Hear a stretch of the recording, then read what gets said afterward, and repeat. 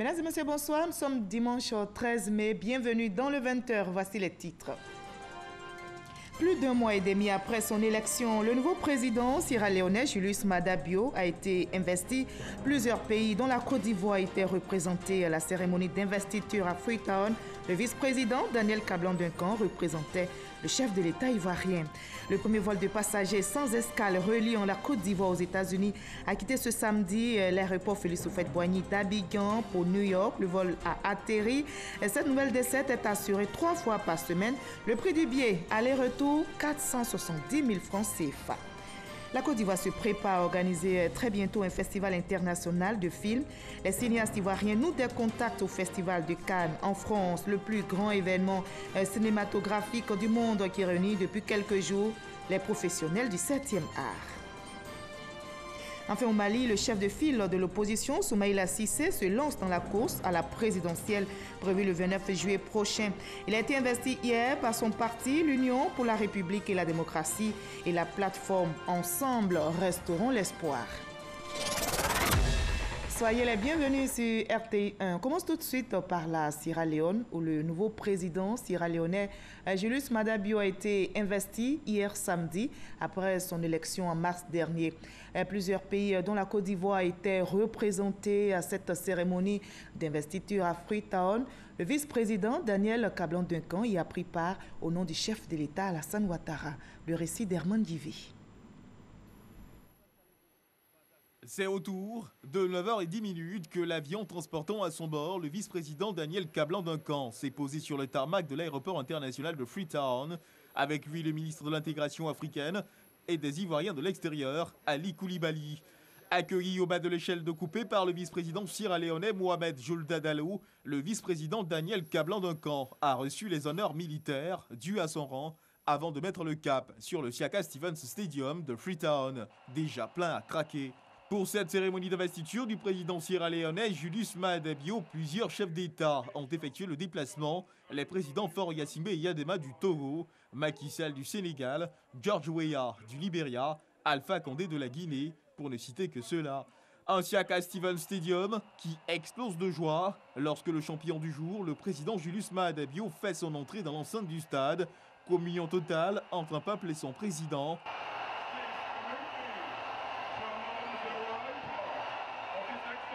Au bout de 2 heures d'horloge, Julius Maada Bio est investi président. Il reçoit des mains de l'ex-président Ernest Bai Koroma le bâton de commandement. Julius Maada Bio promet d'œuvrer au bonheur du peuple sierra-léonais, une présence de la Côte d'Ivoire aux côtés de la Sierra Leone pour témoigner de l'excellence des relations d'amitié et de coopération qui lient les deux pays. C'est avec joie et honneur que nous représentons le président Alassane Ouattara à cette cérémonie d'investiture, que vous l'avez vu, qui est grandiose. Le stade était plein, beaucoup de soleil, beaucoup d'émotions. Et donc nous sommes heureux de ce passage pacifique, donc de témoins entre l'ancien président et le nouveau président. Je pense qu'il serait de plus en plus intéressant d'avoir ce genre donc, de passations. Ce sont des passations donc, disons que paisibles, après des élections donc, démocratiques. Je pense qu'avec la détermination donc, du président Bio, ce pays va repartir. C'est vraiment avec grand plaisir que nous avons visité donc, ce pays et surtout participé donc, à cette cérémonie importante d'investiture du président Julius Maada Bio. Cérémonie d'investiture achevée, le vice-président Daniel Kablan-Duncan a regagné Abidjan dans la soirée.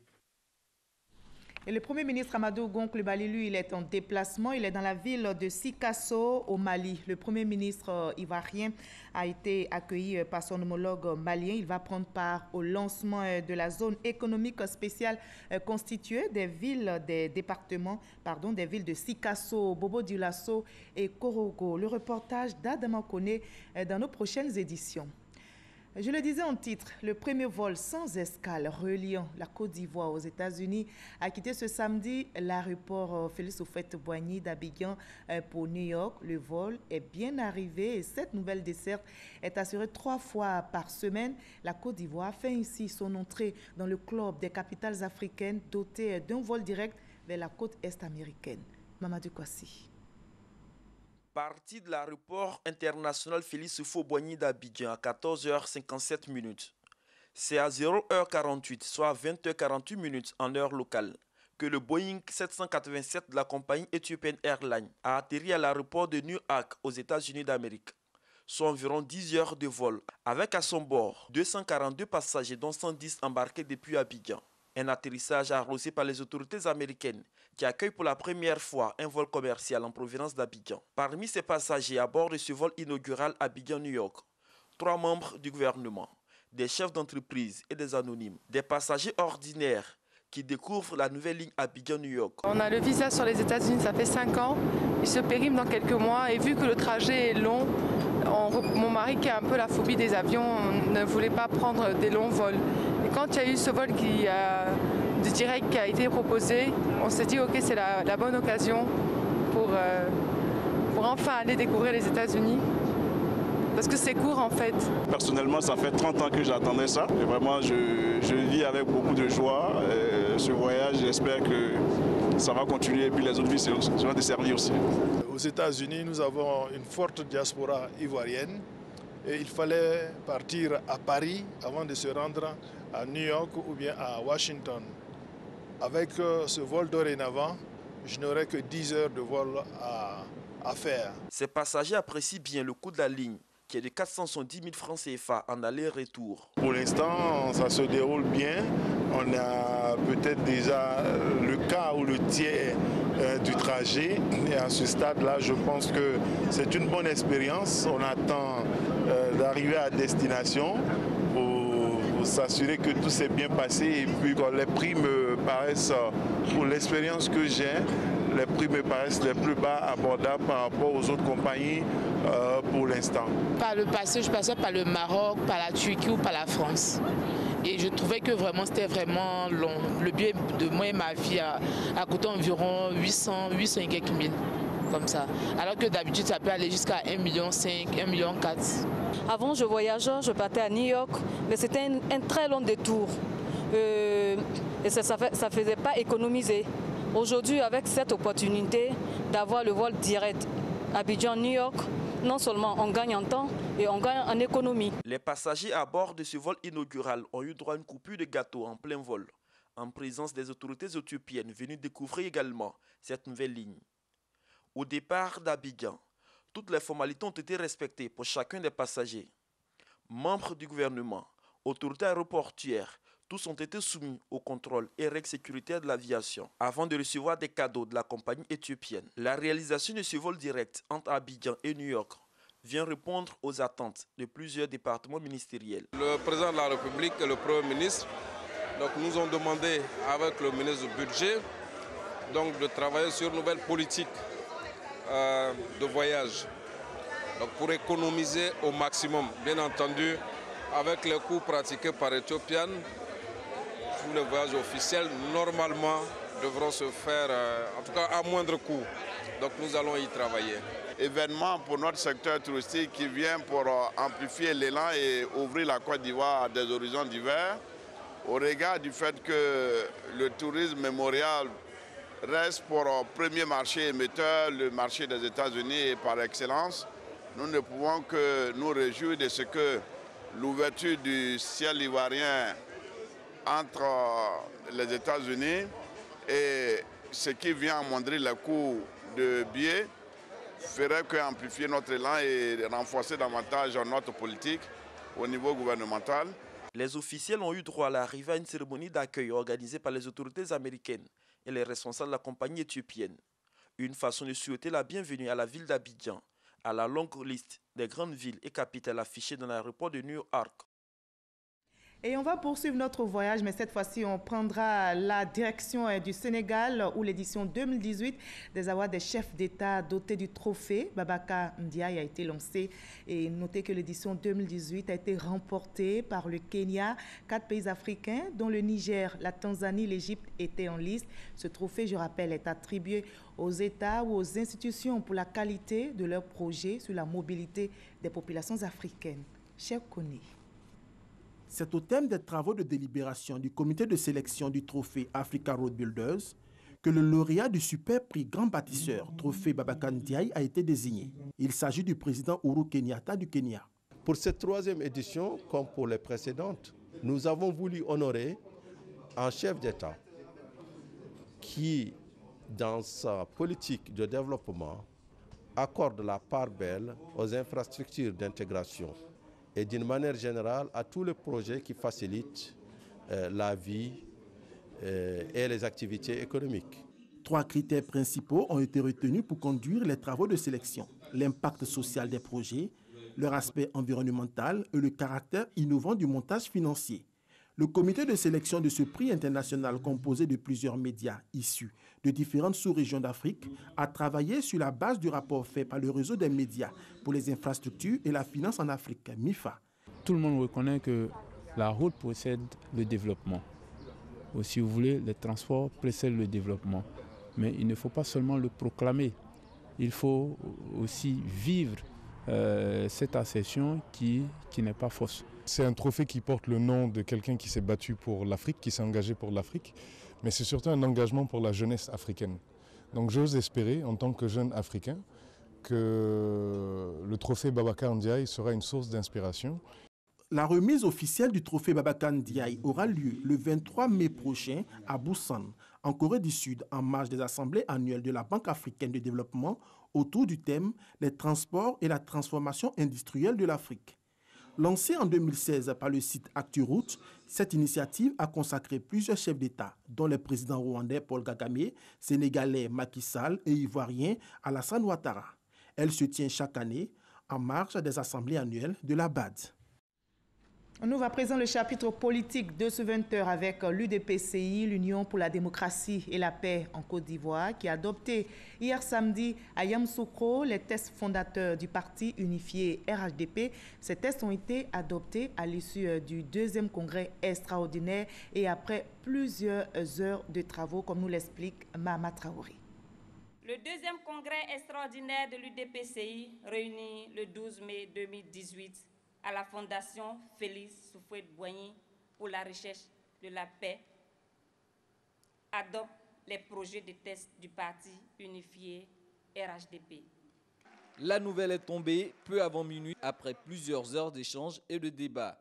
Selon le président de l'UDPCI, cette décision des congressistes est la preuve de la maturité politique du parti. Cet acte est notre engagement à tous de conjuguer avec tous les oufouettistes les idéaux de paix, de dialogue, de cohésion et de stabilité prônés par le père fondateur de la Côte d'Ivoire moderne, le président Félix Houphouët-Boigny. L'UDPCI adhère au parti unifié RHDP, mais ne renonce pas pour autant à la conquête du pouvoir d'État. Le 2e congrès extraordinaire a ainsi pris pour résolution de maintenir la candidature d'Albert Douakeus Mabry à la présidentielle de 2020. Chers congressistes, l'heure n'est plus au doute, mais plutôt à l'action.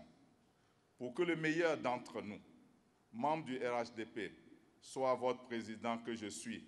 Oui, cela est possible. Oui, cela est possible et je m'en sens la capacité et ce n'est pas la volonté non plus qui me manque. Ce dont j'ai besoin en permanence, c'est de votre soutien militant de l'UDPCI. Autre décision adoptée par les congressistes, le report à une date ultérieure du congrès ordinaire du parti, initialement prévu pour décembre 2018. Toujours en politique nationale, la secrétaire générale du RDA a rencontré les délégués généraux de l'extérieur au siège du parti à Cocody. Ces responsables du Rassemblement des Républicains de l'étranger ont participé au 4e congrès extraordinaire le 5 mai dernier. Kandia Camara les a invités à expliquer l'intérêt du parti unifié RHDP. Konaté Moussa. Une rencontre entre la secrétaire générale du Rassemblement des Républicains et les délégués généraux de l'extérieur. Une prise de contact avec ces représentants du parti à l'étranger. Occasion pour Kandia Camara de leur expliquer le fonctionnement du secrétariat général du RDA.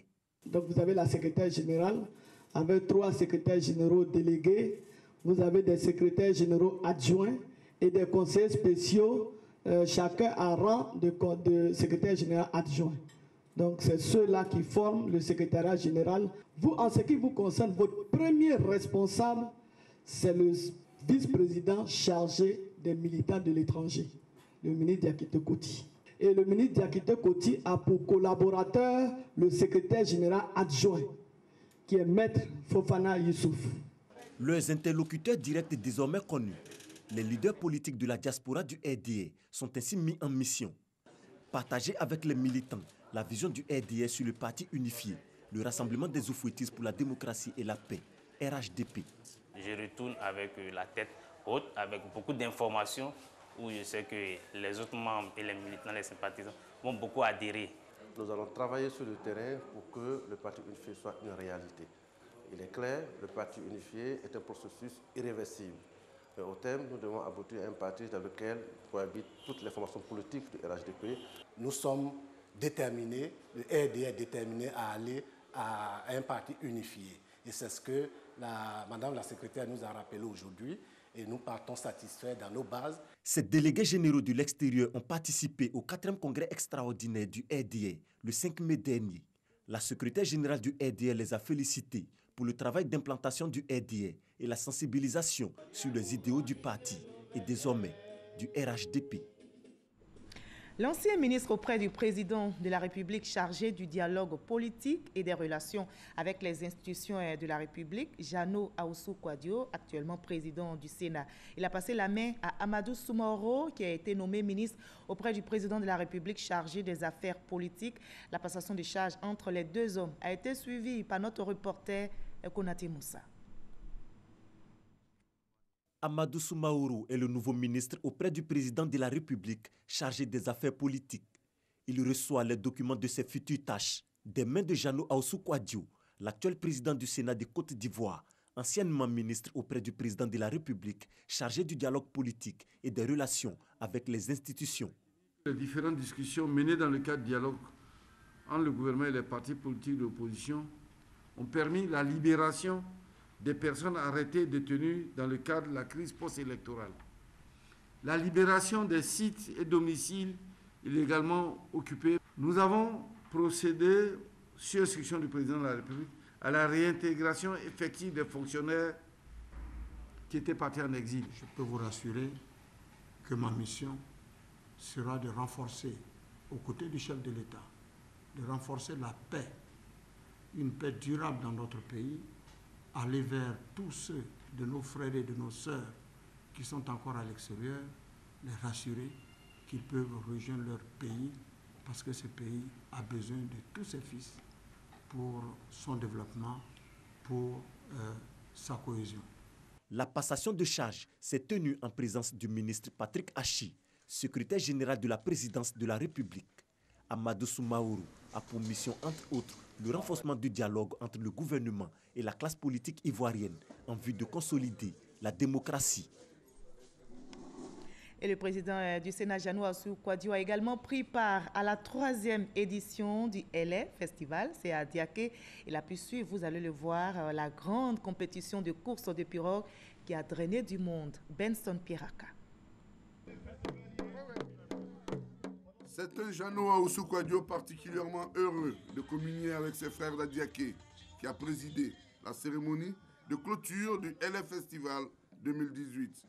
C'est vrai que l'accueil des populations d'Adiaké a été des plus chaleureux. Adiaké a été la porte d'ouverture des populations du centre vers l'extérieur. À l'époque, à notre enfance, on chantait la ville d'Adiaké comme si on chantait Paris pour les Baoulés. Donc nous sommes venus pour revisiter l'histoire. C'est pour cela que je voudrais adresser mes salutations fraternelles à nos frères et sœurs de la grande et belle région du Sud Comoué qui nous accueille ces jours.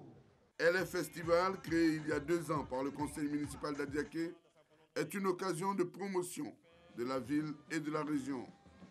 Ses courses de pirogues, sa richesse culinaire, sa diversité de population, ses attraits touristiques. Le festival d'Adiaké repose essentiellement sur une activité sportive, la course des pirogues. L'objectif étant de promouvoir les métiers de la pêche, créer une saine émulation tout en favorisant la cohésion sociale.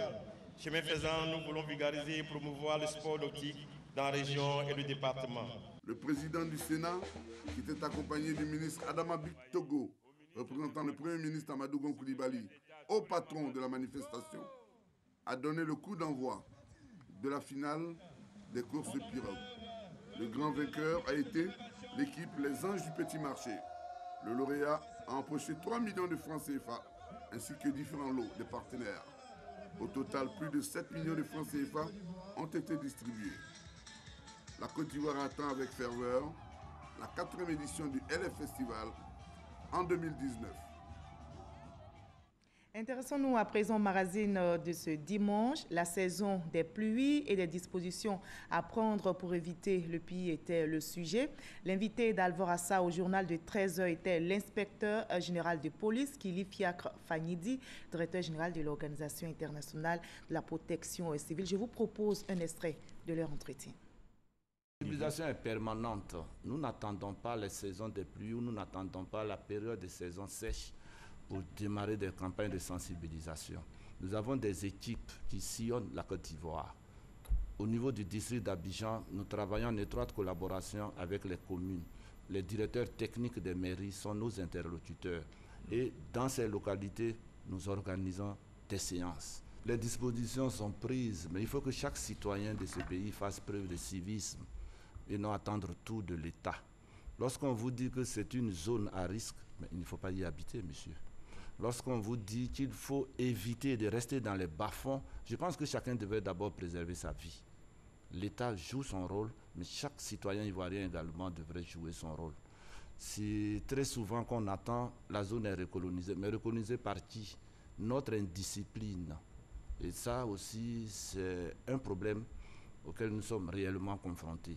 Lorsque l'État dégage des moyens, que nous procédons à des déguerpissements des zones, c'est pour que la population n'y revienne pas. Et le ministère de la Construction s'emploie à faire respecter les zones qui ont été déguerpies, que ces zones-là ne soient plus occupées. Dans l'actualité cinématographique, la Côte d'Ivoire se prépare à organiser très bientôt un festival international de films. Les cinéastes ivoiriens nouent donc des contacts au Festival de Cannes en France, le plus grand événement cinématographique du monde qui réunit depuis quelques jours jusqu'au 19 mai prochain réalisateurs, acteurs et professionnels du 7e art. Serge Coléa est notre envoyé spécial en France. Agenda chargé pour la délégation ivoirienne à ce 111e Festival de Cannes.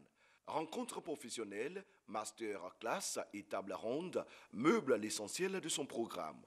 Pour le président du comité de gestion du FONSIC, le fonds de soutien à l'industrie cinématographique, il s'agit de réaffirmer ainsi l'engagement de la Côte d'Ivoire à poursuivre sa politique de relance et de dynamisation du 7e art. Nous sommes là avec l'objectif d'assurer institutionnellement la présence traditionnelle de la Côte d'Ivoire dans ces hauts lieux du cinéma mondial, d'une part, et de permettre à nos acteurs, notamment aux professionnels, de venir se frotter aux réalités qui, chaque année, font leur apparition ici à Cannes, de telle sorte à faire de la formation à travers des masterclass avec les grands réalisateurs du monde, rencontrer des producteurs pour leur présenter des projets, rencontrer des spécialistes, de telle sorte qu'au total de tout cela, ils viennent encore plus enrichis, soit de relations, soit de contacts, soit de financement pour continuer leurs œuvres. Tribune mondiale de promotion du cinéma, le Festival de Cannes constitue la vitrine idéale pour nouer des partenariats solides. En ligne de mire, l'organisation prochaine d'un grand festival sur les bords de la lagune ébriée. L'année dernière, quand il était venu ici, monsieur le ministre Maurice Kwaku Banama avait reçu en audience monsieur Yves Bigot, président directeur général de TV5 Monde, et il lui avait parlé de ce projet de festival de films international qui se fera bien dans le dernier trimestre de l'année 2018. Je suis venu au nom de monsieur le ministre, lui porter officiellement la nouvelle, l'informant donc que ce festival aura lieu et lui rappeler l'enthousiasme qu'il avait marqué pour ce projet et l'engagement qu'il avait pris de le soutenir, ce qu'il m'a réaffirmé et confirmé. La délégation ivoirienne à Cannes est forte d'une vingtaine de membres, producteurs, réalisateurs, acteurs et officiels du ministère ont une semaine pour multiplier les contacts et surtout partager avec les expertises venues du monde entier, expérience et ambition. Et les amoureux de la musique reggae ont sacrifié à la tradition en Côte d'Ivoire en célébrant vendredi dernier le 37e anniversaire du décès de Bob Marley. Plusieurs artistes, dont Jim Campson, ont sillonné le village Rasta et temple du reggae pour immortaliser Bob Marley ici à Abidjan. Issa Tchonoyeo. Marcory, zone 4, Parker Place, mythique temple du reggae par excellence. une longue file composée de férus de reggae à l'entrée de l'espace réservé à la musique de Jah Rastafari. Un seul objectif, participer au 37e anniversaire commémoratif du décès de l'idole planétaire du reggae, Robert Nesta Marley, connu sous le nom de Bob Marley. On est les héritiers de Bob Marley. Si vous voulez, donc c'est normal qu'on fête l'anniversaire comme on parle de l'amour et paix. Le 11 mai pour nous, c'est devenu comme la victoire du reggae, quoi. Tu vois, nous on est là pour célébrer le reggae. Bob Marley ne pourra jamais mourir. C'est une légende, c'est une inspiration, c'est un message, c'est un mode de vie universel. Pour ces mélomanes, il n'y a pas de doute. Bob Marley reste l'icône qui a donné au reggae ses lettres de noblesse. À l'intérieur du temple, Airlight, Kajim et plusieurs autres artistes font danser et chanter les nombreux fans du reggae, musique intemporelle.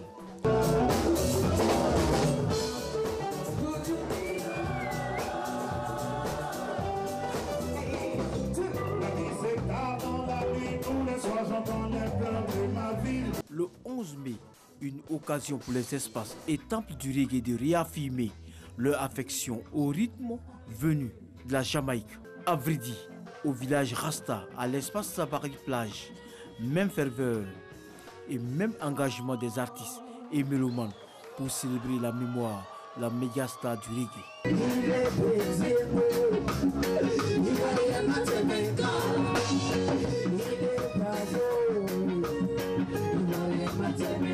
« 37 ans après sa disparition, Bob Marley reste une légende vivante.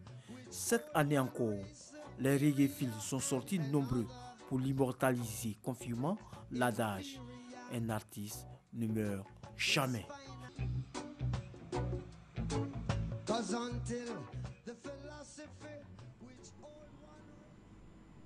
Je vous propose maintenant le reste de l'actualité à l'étranger dans le 7 sur 7. Qu'est-ce qui a marqué l'actualité internationale cette semaine? Le tour du monde en 7 jours, c'est avec Olivier Iriebi et Alexis Ouedraogo.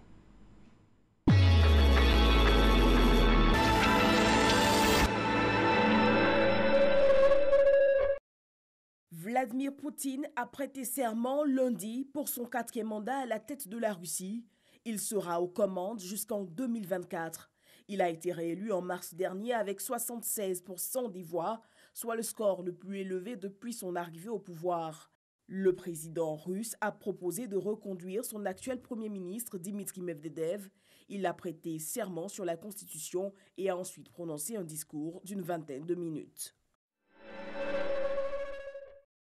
Après plusieurs mois de menaces, le président américain Donald Trump a annoncé mardi le retrait des États-Unis de l'accord nucléaire avec l'Iran.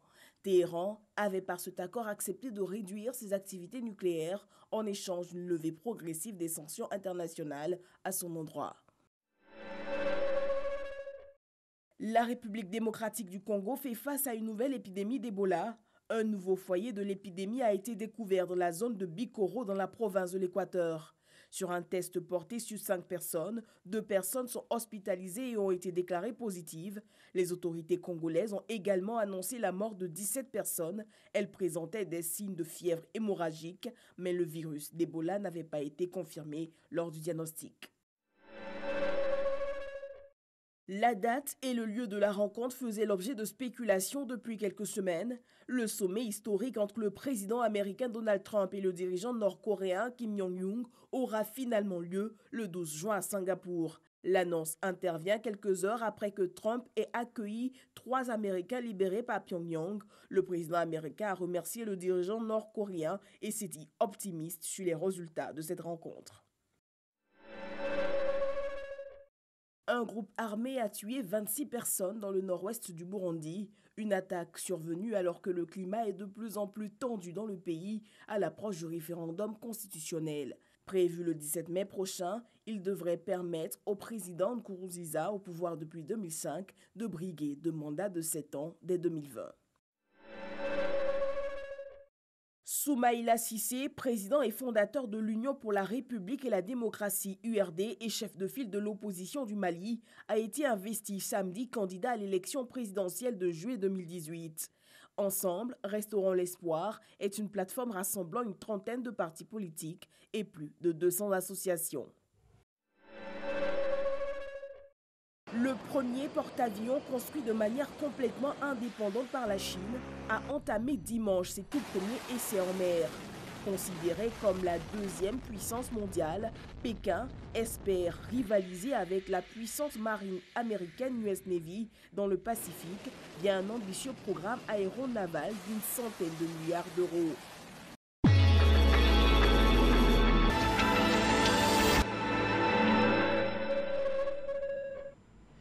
Fin de ce 20h, merci à vous tous de votre aimable attention. L'actualité ne s'arrête pas. À 23h, retrouvez Maïsako pour un nouveau journal.